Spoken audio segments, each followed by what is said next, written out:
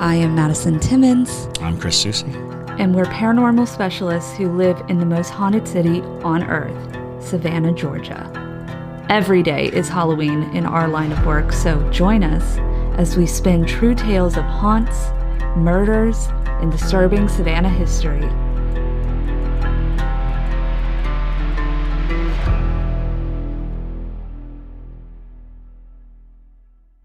I'm Madison. I'm Chris.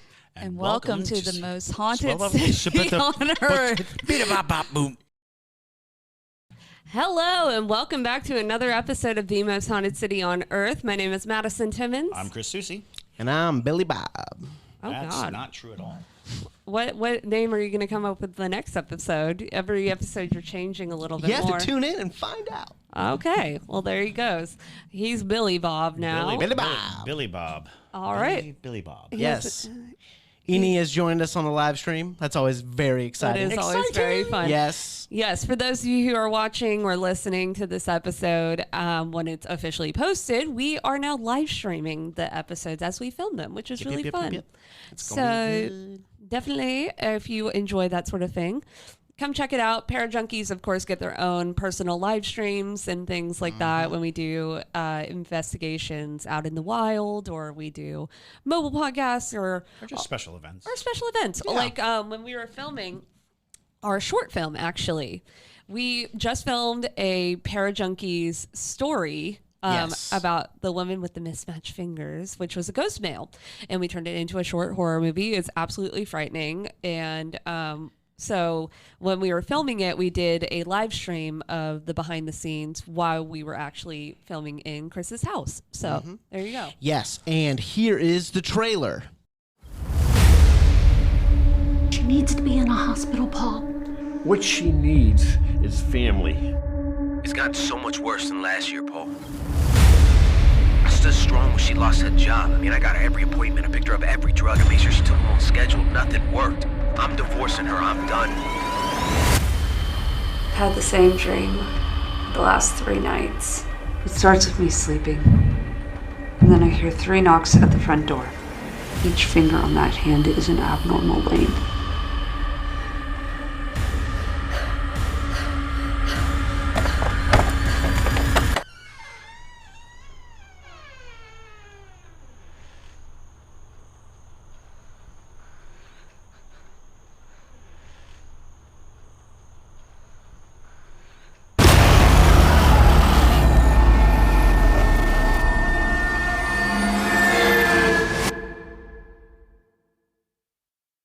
So today we are going to do some ghost mails. Ghostmail. You've got Ghostmail. Yes. So let's go ahead and jump on in.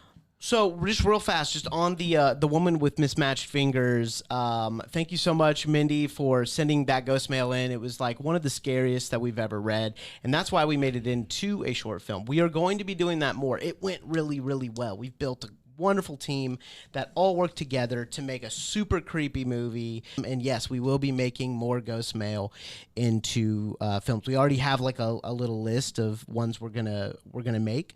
So send in your Ghostmail, and yeah, as long as you give us the story rights, we will absolutely 100% make it. So yeah. Absolutely. Back then. So Wait, real fast. Angelina wants to know who's that in the picture behind you, Madison? So, this is a woman from Washington, Georgia. We don't know her. She was gifted to us. But she watches us. She does. Yes. She watches us. It's apparently from a family that's been in Washington, Georgia for a long time. And when we were there filming, they were like, here, you can have this photo because... You don't want it anymore. Yes. And they didn't say why they didn't want it, but we now acquired it. And she is creepy. And the scratch marks that you see in it are not from a demon. I promise that it was from a cat, allegedly. Allegedly. Is what they said. When they gave it to us. Yes. No, demons, cats. Take the picture. Take the photo. And of course, JT was like, yeah, we'll take that. And so now she lives here with us next to Isabel. And what did you name her? I'm getting Bethany. I'm getting Isla Solis. Isla Solis. Yeah. Eileen. And Alex just asked, what about the second episode of the radio play? Second episode will be coming soon. I'm still writing it. We are It's gonna be so much fun. Yeah, the woman with mismatched fingers took a bunch of my creative time, but I've been doing that. I've been writing that, so we are going to be doing that. Most likely, you'll see that in September. Yes. It's going to be fun. Oh yeah. So, all righty. Ghost mail from David Lapointe. Hello, everyone. They go by Will. So, I don't know who David is, but this is Will. Hello, everyone. My name is Will, and I am from a small town in Vermont. I have been listening to you guys for a while now and have decided to finally send in my own story. Awesome. Yes, thank you very much for sending. I would like to apologize in advance for how wordy it may get, which is fine. Give us all the details. Honestly, that's an important thing to bring up if you do send a ghost mail in. Give us as many details as you have, because that definitely helps Does help. in our discussion of it, because if you leave it very vague, there's a lot of variables that could happen with paranormal encounters. And so when you give us really specific things, it helps us gauge more of a feel of what could be going on. So I don't mind the wordiness at all. So send us your wordiest stories you have. Bring it. I would like to preface this story by saying that I have always been someone who does not fully believe in the paranormal, which is a lot of times the case with That's people. usually It is. the phrase right before a mind-blowing ghost story. Literally. I grew up as a complete horror and true crime junkie, which also goes really hand in hand with paranormal. I know a lot of paranormal people don't love true crime, and a lot of true crime people don't love paranormal, which is another thing. I'm like, why? They tend to go hand in hand with situations, but anywho. But never believed much of it. This was mainly because I had never seen it for myself and couldn't fully believe in something that I had no true evidence on. Nevertheless, I loved the idea of the paranormal to death and never let my beliefs stop me from consuming what I enjoyed. Also very fair. Since I was not a true believer, paired with my non-existent fear of the dark, I was not scared of many things as a kid. I found myself on many summer nights playing games with my friends in the dark and wandering through the pitch black woods, where any noise I heard didn't scare me but rather intrigued me. You are braver than I am, Will, I must say. You're a horror movie's dream. Literally. What's that sound? I'll go investigate. Literally. Dun, dun, dun, dun. Dun, dun, dun, dun, dun. But anyways, with this background, I finally will get to the real story. When I was in 8th grade, I was spending the night at a friend's house after another friend's birthday party. The friend whose birthday it was a girl from school who I will call O. Me along with my other friend D decided we would spend the night at my friend A's house after the party was over. I will make it known now that I was a very mischievous child. That makes sense since you had literally no fear of anything. I was a very mischievous child, and to say A's mom didn't like me was an understatement. That night was, we had decided to stay at A's house because all the girls from the party were spending the night at O's house, and we wanted to sneak out and meet them later in the night, as children do. Being that bad influence I formulated a perfect plan that consisted of my friend propping the bulkhead door in the basement open earlier in the day so we could sneak out later that night. We slept in the basement, so access to this was easy, and you needed a key to open the bulkhead, which his parents kept in the kitchen. With my plan in effect, we went to bed around midnight and waited till 1 a.m. when we knew his mom was asleep, since she was the only other person home, and went to bed early. Quietly, we snuck through the basement and made our way out of the bulkhead, making sure to prop it back up after we left so we could get back through it later in the night. From there, we went to the girls' house and spent a couple hours in their basement talking to the girls. Eventually, we decided it was time to leave and made our way back to A's house. To set the scene, A lived on a mountain road in Vermont. Oh God, I can only imagine where this is going. Yeah. That's like another perfect, consistent story for a horror movie. It was late, the middle of the night, in a dark On a mountain mountain road of road. Vermont. And his closest neighbor was O, who lived a 15-minute walk down the road. Needless to say, there was nobody around their house much and definitely no trespassers often. Walking up his long, winding driveway, we made our way around the side of the house where his parents didn't sleep. For reference, his house had a basement, a main floor, a second floor, and an attic-type space. A and his younger brother lived on the second floor while his parents lived in the attic, which was a massive space his dad had turned into an amazing master bedroom. We walked around the side of the house that was opposite of their room, and as we snuck through the yard, we perfectly passed all the motion-activated lights and were almost back to the bulkhead when we heard two of the most distinct knocks coming from the bathroom window on our right. That's also so creepy. Yeah.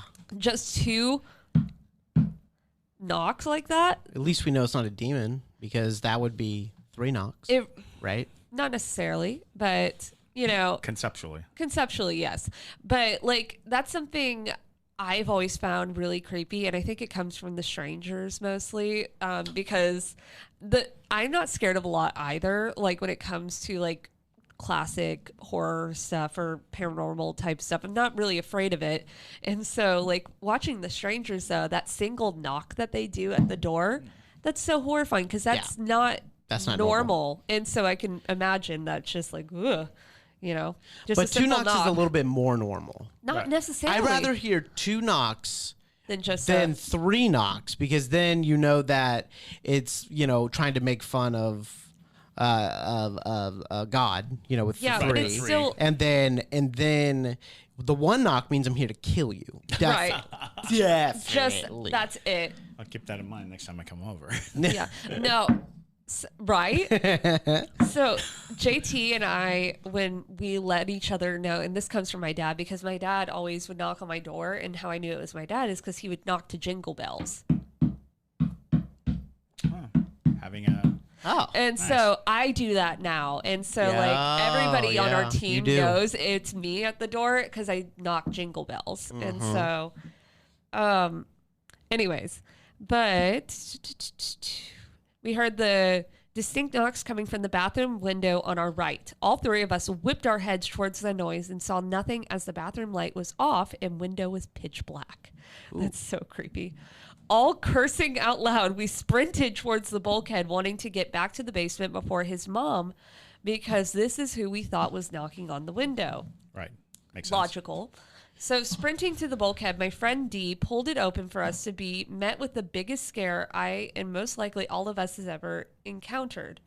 At the bottom of the stairs, down the bulkhead, the basement light was on in the back room the bulkhead opened up into. At the bottom of the stairs were all 3 of our sleeping bags, which had been set up in the main part of the basement in a line of 3. Each sleeping bag was laid out perfectly with a pillow at the end of them. We were terrified, but we went downstairs anyways and shut the bulkhead behind us. Grabbing the sleeping bags, we dragged them back into the main room and were met with another chilling sight. When we left, we had left everything turned on and the lights off as well.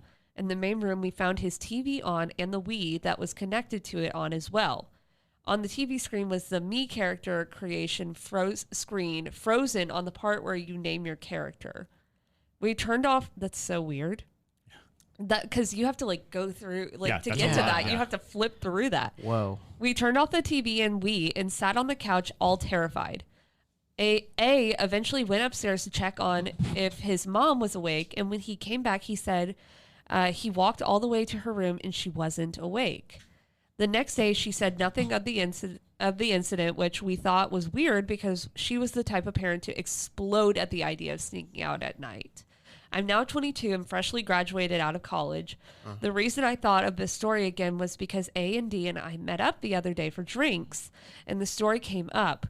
We said how weird it was that his mom had knocked on the window, which was 2 floors down and across from the house, from the bathroom she usually uses. What scares me the most is that A interjected and said since then he has asked her and told her the full story many times and hope that she confesses on trying to scare us. But to this very day, she swears on her life that she never knocked on any window and never knew we snuck out at all. Since then, I've experienced nothing at all, and A has said nothing about any other incidents that has happened in that house, but what do you think could have happened? Love you guys so much, and thank you for taking the time to read this. Love Goodness from up north. gracious. I also have some hometown haunting stories from Vermont. Please send those in. Yes, I'd love please to read send those those. in. Vermont is insanely haunted. Yes. So let Well, me know. New England, yeah. Exactly. So let me know if you would like to hear those as well. Yes, we please do. do. Thank Please, you, Will, please. for sending Yeah. that in. That was so creepy. For sure. That was super creepy. Yeah. Harry Jane said the ghost just wanted to play the Wii. Right? Yeah. Yep. EO Serenity said all the factors are adding up. Willing, curious person, scary house, up a road, attic space sounds like a top-rated horror movie in the making. There you LOL. go. Literally. Yep. Yep. I Yep. don't think we killer- have an access to a basement in Savannah is the problem. Yeah. Right. The Yep, killer yep. we. Yes. Yes. And Angelina asked a question, and I'll ask that question to y'all after we discuss this. Okay. Yeah. So basically, I think it was more than likely something was aware that you were up to no good. It could have been a house spirit of sorts that's aware of your presence, has been around you guys, and is just trying to get your attention of being like, hey, maybe you shouldn't sneak out. You know what I mean? That's the vibe Yeah. I got. I don't feel like it's something super negative. Sure, it's creepy because paranormal encounters in general, especially if you don't encounter them often, are frightening and unnerving. But what it sounded like to me is simply that. It sounded like you have a house spirit in this home who is just aware of like what everybody's normal routines are, what you're supposed to do. Maybe they were more of a stickler to rules. Maybe they were a parent themselves and they're like, the kids are out in the middle of the night. You shouldn't be doing that. Yeah. You know, and that's just their way of letting you know that they're aware that you're up to no good. But that's just my inkling. Chris. Yeah, I have a tendency to believe that we're dealing with certainly not malevolent. It doesn't not seem at all. malevolent, but given the TV, the Wii, the sleeping bags, those notions makes me think that you're dealing with somebody who wanted to be included. Oh, interesting. You know, somebody who wanted to play, was looking forward to an evening with you know, the life kids. and with Yep. kids and maybe a kid itself. You know, Yeah. or you know, something that had observed you enough to know how to get past. Because you know, most ghosts are not going to be overly tech savvy. So if you're playing a game a lot, maybe just simply by observing the playing of the game, so you might be dealing with kind of a lonely ghost, Sure. like Aw. setting up the game, setting up the that's things, sad. you A know, lonely putting ghost. the bed rolls out and being like, yeah, they're going to be back soon. They're going to be back soon. So it's possible that when you're that's walking by sad. the window, it was like, hey, Hey, you're back. Let's go play Wii. like That's probably it, that's actually. actually a really good Yeah, concept. that's it. Yeah, I love that.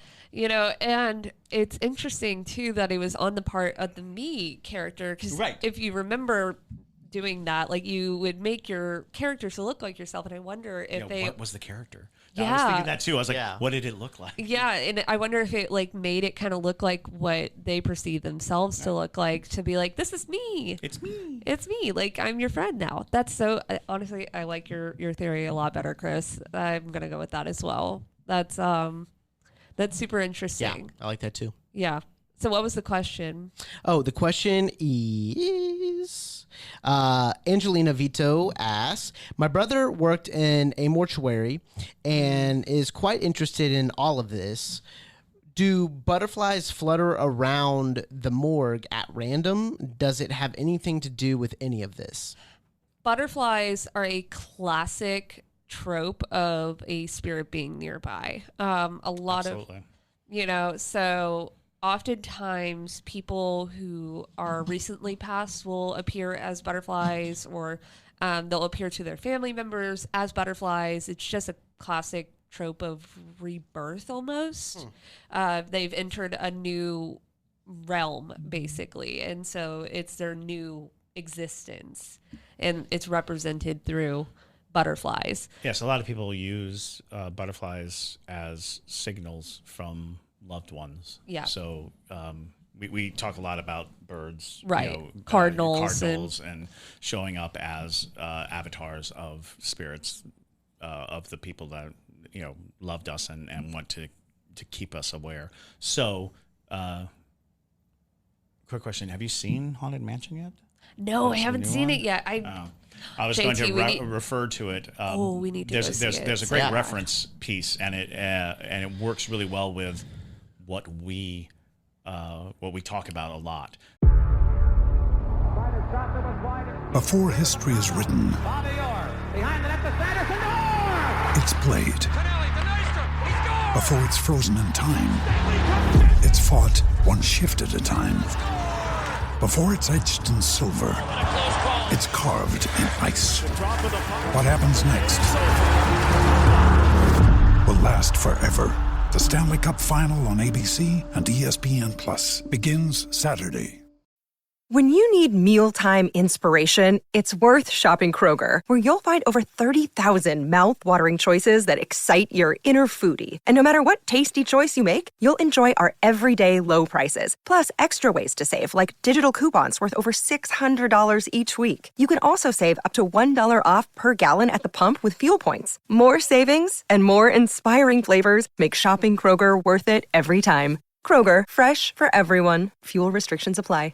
So the idea that a butterfly would be around where the body lingers, it's such a strange phenomenon. When a person dies, the concept of the ghost being like the pilot of our meat suit, Right. like being just this thing. It's a little broken because we actually have so many facets to ourselves, and you can haunt more than one place. You can be present in lots of places as a single spirit, because time doesn't mean anything to the dead, and space doesn't mean anything to the dead. So you can haunt your childhood home and look like a little boy, or you could haunt the last place where you were alive and be the full adult version of you. We've even talked about people who have seen adult versions of children who had died, Right. as if the ghost itself had grown into an adult. So there are all kinds of different things, but one of the things that is most noted is that the body will always have a special place for the Right. spirit. The spirit will always be anchored to the body, and that's a lot of the reason why graveyards have so many customs attached to it, is because we're trying to make sure that anchor keeps the spirit happy, or keeps it organized. We put dead bodies on very comfortable cushions and with satin and all these things, because we're trying to create a place where the spirit isn't at unrest, because we're always attached to the body, because that's how we understand the world. Sure. So the concept of a butterfly being an avatar for that spirit, it makes sense that it would be where bodies are. Right. Where the bodies are. You see, when you see butterflies in a graveyard, it's supposed to be of significance that anchor, that tether, is still very strong. I want to become a mossy plant of some sort. So, all right. Well, thanks for Can't sending relate. that in. yes, that's super interesting. Yeah. That's a great question. Awesome. All right. So, Ashley Swint, or Ashley Meyerskaw. My name is Ashley Meyerskaw. So must have recently got married. Sorry if I read your name and you're like, that's not my name now anymore, because like whatever your email name is, I read that first. But anyways, so my name is Ashley Meyerskaw. I am a new parajunkie. Yay! Thank you, Ashley. Yes. Welcome. Welcome to the parajunkie gang. With the parajunkie gang. We're going to get some motorcycles. We're gonna get leather jackets. Honestly, we should get jackets. That'd be cool. Oh, that would be so cool. Yes, we should do that. Okay, anyways. So also we should never mind, I shouldn't say that. That should be a surprise for for someone a certain parajunkie. But anyways. Okay. Love the podcast and would love to share one of my ghost stories with you all. This is a long story, so I apologize in advance. Again, don't apologize for sending details. We love details.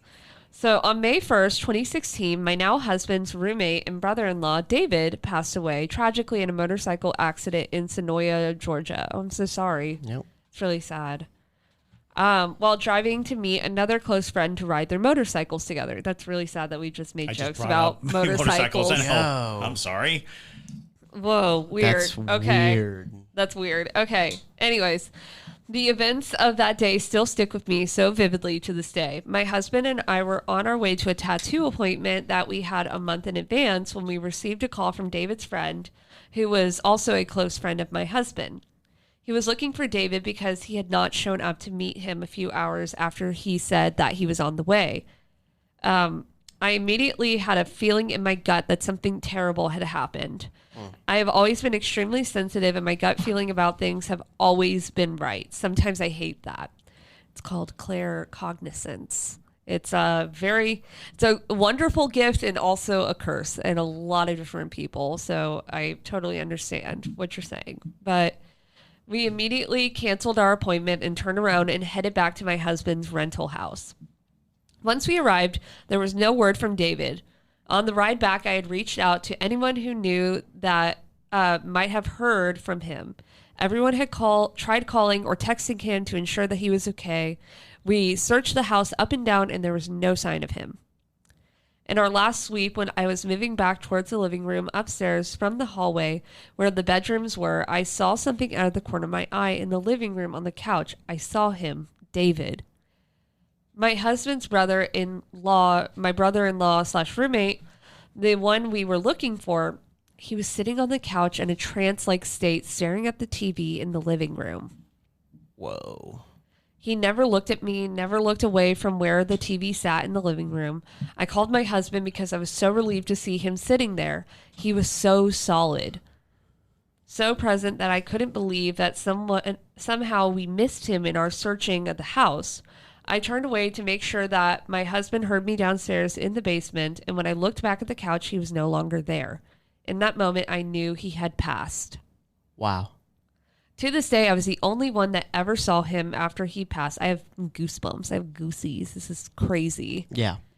I was the only one that ever saw him after he passed. Hours after this, we received the most devastating call from his parents that he was in a motorcycle accident and that he had passed.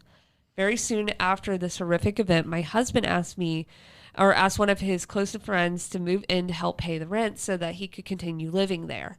Upon moving in, his friend lived in the finished basement space that was previously occupied by David when he lived there. Our friend group all gathered there at the house. We were all still in shock.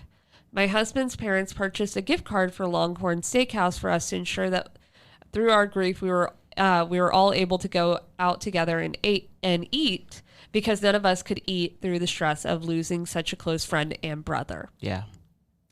We all went to dinner in about 3 days after the event. I never told anyone about my encounter with David on the day that he passed. I was afraid that they would all think I was crazy. Which it's not uncommon to see a loved one right after they pass. It's a very common story that people have. So, yeah. But didn't Ashley Warner send in a similar ghost mail? Yes. Yeah, where someone was murdered and she had a dream about it. Yeah. So yeah, it's not uncommon for that to happen. But I can understand why people feel like they can't share it because you don't want to sound insensitive. But it is a very real experience. Absolutely. So when we all returned to the house after dinner, we could hear a loud noise coming from the house. My husband entered cautiously, and when he opened the door, we could all hear music. We all walked in the house with him on edge, and we could hear the sound of music. At the time of this event, my husband was a senior advisor for Apple who worked from home. He had 2 monitors in his house, and both of his monitors were on YouTube playing the song Good, Good Father by 1000 Father / Georgie Wilkins at full volume. Wow. It rang through the house. Little did we know that this was in fact the very song that David's mother would ask my husband, who plays bass, and his friend, who plays drums, to play at the funeral service 2 days after the events. Whoa. Literally chills. Oh my God, that's so creepy. That's insane. It all came full circle in the end. None of us could explain how this song was playing from his computer. I've not seen our friend / brother since this incident. At his funeral service, his parents hired a painter that painted during the service. I'm a painter myself, but I could not bring myself to look at what she was painting as my eyes were filled with tears during the entire service. Wow. I did not want to believe that we were even there, celebrating the short life of my friend who passed away too young. David's mother unexpectedly stood up at the end of the service and spoke out after the music and vigil was held for him. She walked over to the painter and said that she needed to explain this painting that was now completed. She had witnessed this scene before in a dream the night before the service. Mind you, this was a religious service. She explained that the night before she had a dream that her son had met Jesus, and that she was along for the ride as he met him, and explained how he felt that he was not worthy of entering heaven as he had done some things in his past that made him feel inferior. Despite those things, Jesus took him on a tour of heaven, standing atop a beautiful waterfall overlooking the most beautiful scenery anyone could ever see, were two figures beside one another. Chills filled my body. In the things I had seen earlier that week, I was scared to doubt that his mother had seen him as well. I have never shared this story with anyone. I would love to know your thoughts on the afterlife, and if anyone can come back to let their family know that they have made it into heaven via dreams. I have not seen my dear friend since this event. I would love to believe that he had made it to heaven. Would love to hear your feedback on this very long story. Thank you very much for reading. If you have made it to the end of this, Ashley Myerscaw. Absolutely fabulous story. Wow. And that's why we say don't skimp on the details, because that is just so unbelievable. But it's very, very common to hear, especially shortly after loved ones pass, that they come back in ways to comfort their family members. And especially you hear it a lot when people die unexpectedly, or, It's the crowning achievement of unfinished business. Exactly. Is letting the people that you love know you're all right, or know that you love them. Exactly. And also the reason why I say that, because people will ask, like, how do I see my loved ones? How do I feel them again?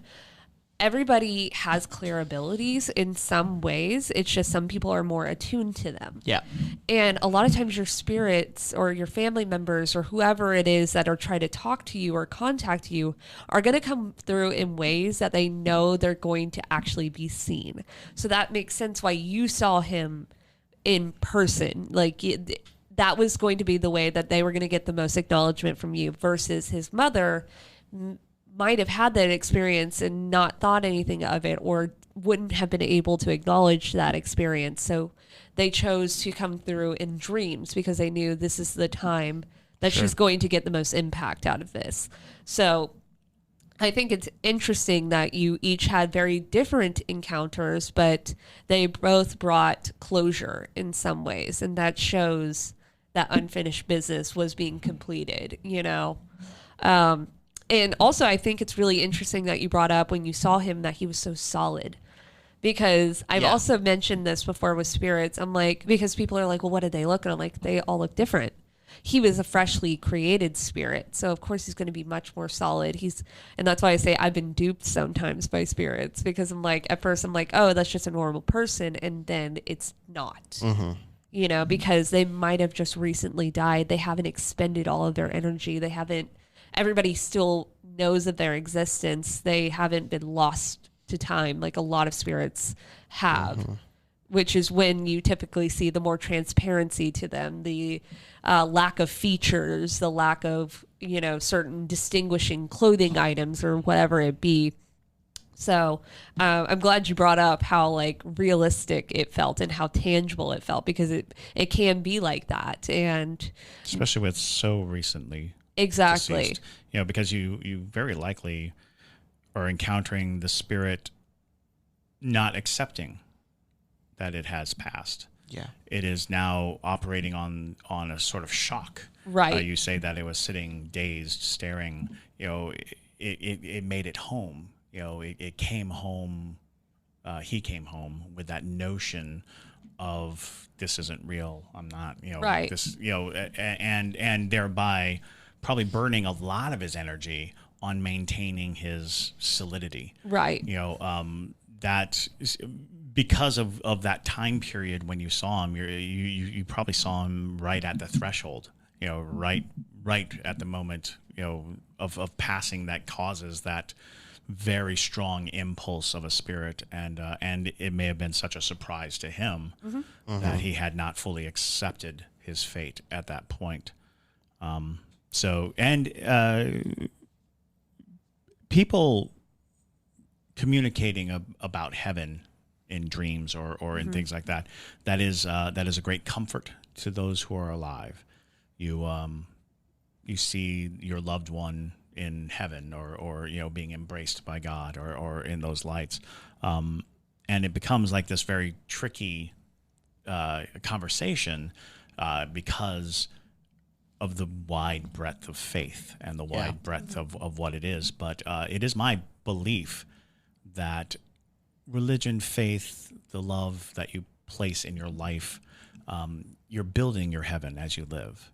Sure. You're building it in an expectancy to where you spend eternity, and you have to contribute in faith and contribute in things, and that leads to a lot of doubt that you're going to make it. Right. It leads to a lot of doubt that you're going to be there. So those reassurant dreams are oftentimes to put at rest the angst and the pain, is to say, I'm in a better place. I'm in that better place. But I think faith builds your heaven, and you will receive it when you die if you were faithful to that heaven. But in the end, we are immensely powerful beings, right? And we don't give humanity enough credit for the responsibility for our reality and the responsibility for what happens next. So yeah, I think that it's not abnormal to hear the story, because I've heard that before, the people who lost a loved one and seeing them, in some form of heaven, right, and being given the relief that is what has occurred, that is what's come to pass. So, yeah. I also am a believer in the fact that it's spirits will give us imagery that is easily digestible for us, right, if you will, because I think the concept of eternity or heaven or wherever you believe that you're going is incomprehensible. Incomprehensible. Thank you, JT. Yes, I think it's just we're not able to comprehend the vastness of it. And spirits rely on imagery to kind of give us a taste of what it is, but until you get there, you can't understand. It's right. not meant for us to it's understand. A translation. Exactly. And so, like imagery, you hear imagery of like the big pearly gates, the waterfalls, the beautiful nature, like all of that. Like, I feel like that's because that's what we know. Yeah. And we can understand that, and we know that's beautiful. So we're like, great, that's what it looks like. But right. I think, when you get there, it's very different. But yeah, it's always strange that we utilize all of these sensory things, these things that would be comfortable for the body, right? Things that would be appealing to the body, but we know full well the body does not go. We see the body, so the fact that our heavens and our hells seem to be about, they're going to, rend your flesh. It's like, what flesh? It's still here. Right. Am I given a new body? What happens? And it's like, well, it's because of our ability to understand our environment. So we create environments that we understand to be pleasing or tormenting. Right. But the truth of it is, the physicality of of a location like that is more a translation of sensation than it is a real estate address. Exactly. So, yeah, it's a very tricky, understanding of it. And like when people have those experiences, like when people have near-death experiences and discuss like what they saw or things like that, it's tricky to decipher, because I'm like, who am I to say what you saw isn't reality? Absolutely. Yeah. And so but it is a fascinating experience, and I'm glad that it brought her peace. Yes. You know, to know that like her child is okay. Because I can only imagine how brutal that must have been, you know. So, but thank you for trusting us with that story and allowing us to share it. We also have a couple comments. Michaela said that it's heartwarming to know that he stuck around to let people know he was there. Angelina Vito said, thank you for your insightful explanations. In our culture, we prioritize ensuring the comfort of the deceased. Similarly, in Indian culture, the practice involves cremating the bodies and dispersing the ashes in a distant river. This ritual signifies the strong connection believed to exist between the spirit and body, solidifying their faith.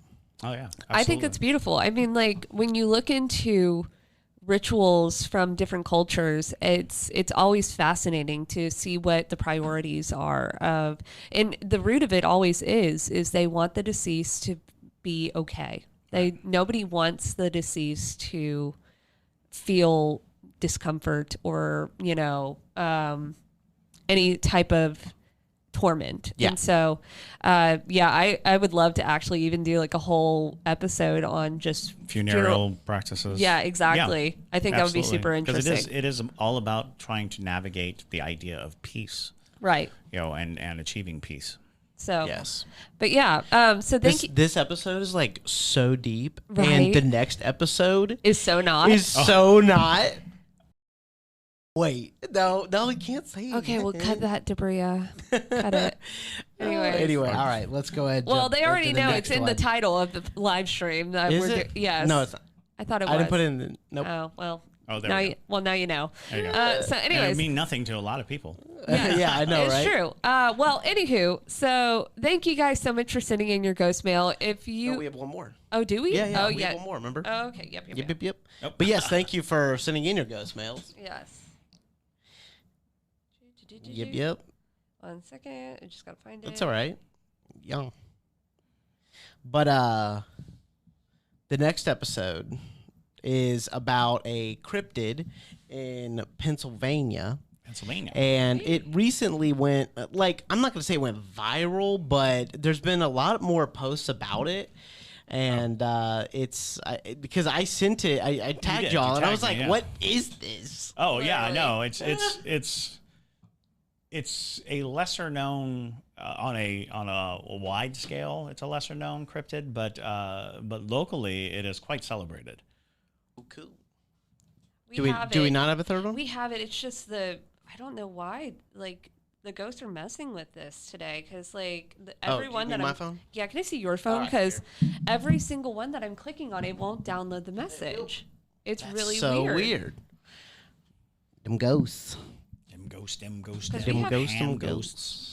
Because we've got a few that are stacked up, and I'm just very confused. So for the parajunkies that remember the Iceland episode that I only released on Patreon, and it's still only there. If you want to hear the Iceland episode, you should go ahead. It's so unbelievably ridiculous, and you should if you.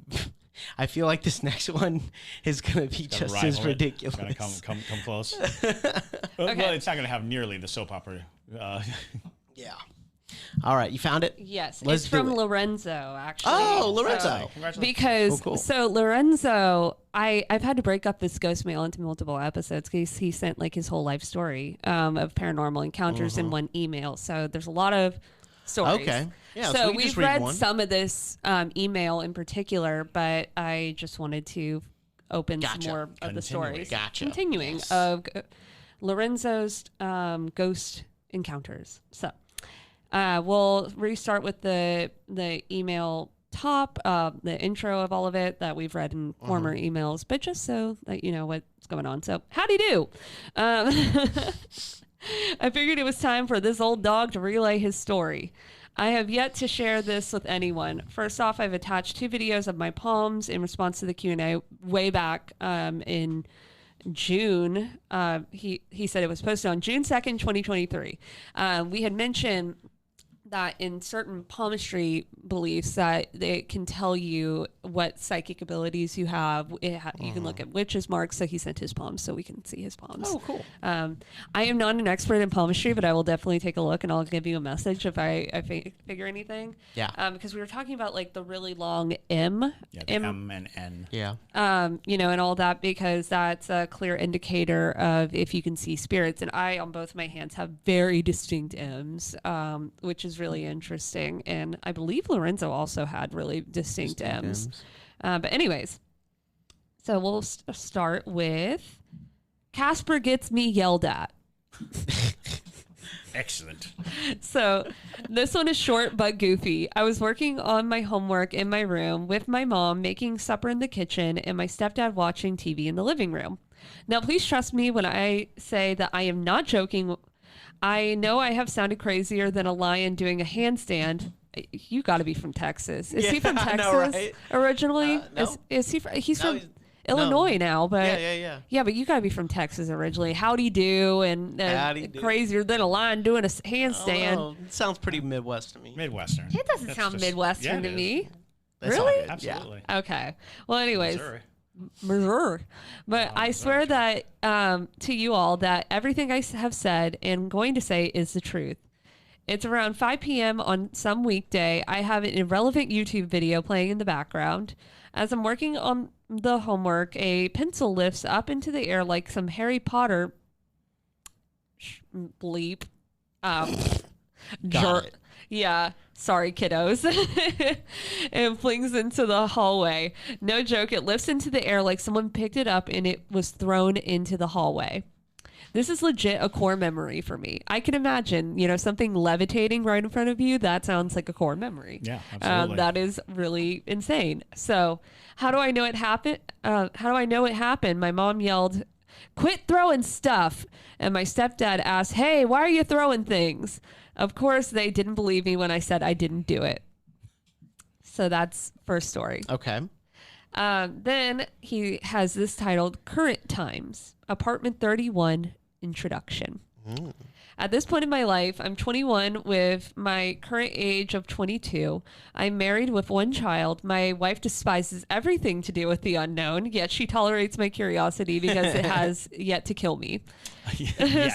Yet. Now, my apartment is a duplex. For those who don't know what a duplex is, it's 2 apartments that share a wall. As you can guess, it's not very big. 2 bedrooms, 1 bath, maybe 800 square feet. When you walk in the door, you immediately enter the living room space. To the left of the entrance, past the living room, is the kitchen, which has the back door on the back left side of the kitchen. If instead of left, you went right from the entrance, you would end up in sort of an intersection of rooms. Straight ahead would be the bathroom, and then to the right would be both of the bedrooms, and the left would be the office, and right would be our bedroom. I hope that paragraph made any lick of sense to anyone. ADHD brains go wild sometimes. I understand that. So, the mimic of apartment 31. That was just to explain what his apartment looked like. But I cannot tell you the exact date when it started, but I can tell you that it was fleeting glances. I opened the fridge and saw my wife walk by. I said something along the lines of, "Hey, babe," only to be met with silence. When I turned around, she wasn't there. I shrugged it off and thought that she must have been in a hurry to get back to our daughter. At another point, I was in the shower. I heard my wife yell my name, not in a help, I'm dying manner, but in a more of a where is X, Y, or Z. I stepped out of the shower and opened the door and asked what she needed, but she walked into the living room and looked at me as if my face was green. I asked, "What's up? What's wrong?" My wife responded with the good old, "I didn't call for you. Quit messing around." Uh-oh. This may seem insignificant, but the name calling in each other's voices happened on a semi-regular basis. Along with the infamous, I know, right? Along with the infamous triple knocks on the door, JT. Oh, Triple knocks. Triple knocks. Anyways, things being knocked over and thrown, the footsteps outside of the windows, only for no one to be anywhere when I would check. And then another part of apartment 31. The toy doesn't like it when we fight. Uh-oh. Apparently you need to move out of apartment 31. Yeah, I know, right? She's your friend. No, she isn't. Eyeless Elise. Ooh, I hate the dolls. I feel. That's why I put them behind you. I know. I hate that, Jay. Like, literally, I feel her staring into the back of my head, and it's really hard to focus because I just feel this creepy doll in the back of my head. Thank you very much. Okay. So we're going to talk about the toy that doesn't like to fight. No, the toy that doesn't like it when we fight. We're going to read this one, and then we'll save the rest of Lorenzo's ghost stories for another ghost mail. But the missus and I do not proclaim to have a perfect relationship. As per every relationship, there will be arguments. One will say something that they don't mean, and the other will respond defensively. It's not a couple's proudest moment, but the healing and bonding that hopefully happens after is beautiful. Very true. You're very right. No, everybody fights. No big deal. My mother gave my daughter one of those toy cars that a kid can sit in. It was old, but still worked, and my daughter loved it. 1-year-olds tend to like any toy that'll make noise and annoy an adult. As most toys end up, the car was forgotten about outside. During a dispute, we were stopped dead in our tracks by some familiar melodies. The melody ceased as soon as we did, and the second that one of us made a sound, so would the melody. Curious to find out what it could be, I investigated. Man, I would be dead so many times over in a movie. To my dismay, outside the front door was the toy car. Lights on and the melody cheerfully beeping along, which is frightening because that toy has been out there for months through all sorts of Midwestern weather. I went outside, pressed the buttons, and nothing, no matter how hard I pressed, how many I pressed, it wouldn't make a peep. Dead battery, probably creepy as heck, definitely. That toy has not made a single noise in the weeks that had been out there. The toy was bone dry in all. Even if it was a coincidence, at least it stopped our argument. So, with that, thank you guys so much for sending in your ghost mail. And Lorenzo, those are so fun, and I can't wait to read the rest of the stories because they are you just have a very comical way of writing and really presenting does. the stories. So, and you should definitely write more of them if you have them. Yes. But yes, if you have a ghost mail story that you would like to send to us, please send those in. We really appreciate them. You can send it to ghostmail@hauntedcitypodcast.com. Also, TikTok took away the Q&A button. What? I know. What? I know. So if you have a question that you want to ask us, Ghostmail is going to be the place to do all of the things. Yes. But do make sure to preface if it's a Ghostmail or a Q&A question to make it a little bit easier on me to decipher between the two. So yeah, just in the subject, put question or Ghostmail, and then whatever you want to title it from there is good to go. But yes, please send those in. We absolutely love reading them. And the listeners, the Parajunkies, they all enjoy hearing y'all's experiences as well. It makes it feel like a very nice paranormal community, if you will.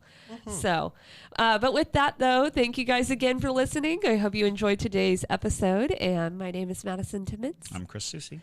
And stay spooky, y'all.